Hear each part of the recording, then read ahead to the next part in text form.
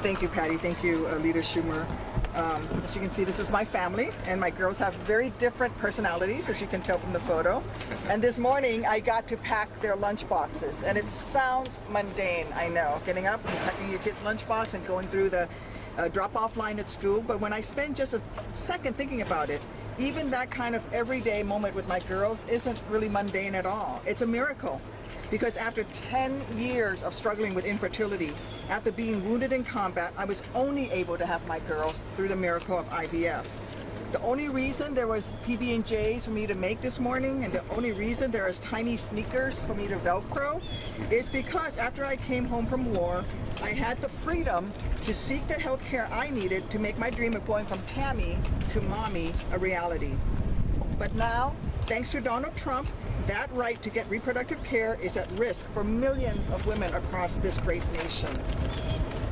Look, I doubt that Donald Trump even knows what the acronym IVF stands for. Heck, I'm not even sure half the time that he can spell IVF. But, you know, and despite the incoherent, delusional, and frankly embarrassing ramblings that came out of his mouth last week, he is the reason that IVF is at risk in the first place.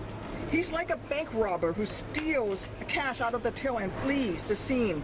Then he expects a reward for calling the police to report that there had been a crime.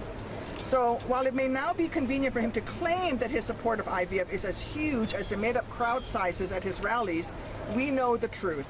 He is to blame. He and every other Republican who cares more about staying good with Trump than about doing good for the American people that they are supposedly serving. Women in this country have been through enough. What women don't need is a man who was found liable for sexual abuse controlling what we can or cannot do with our bodies. What we don't need are politicians who have sworn fealty to a convicted felon treating us like we are the criminals. Listen, I'm sure that some of my Republican colleagues are going to run to the nearest camera to claim that their actions have simply been misunderstood.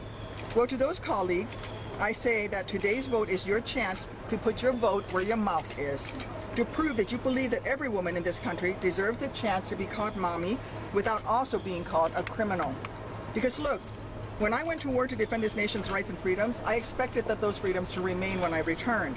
And I did it because I believe so deeply in the importance of that mission.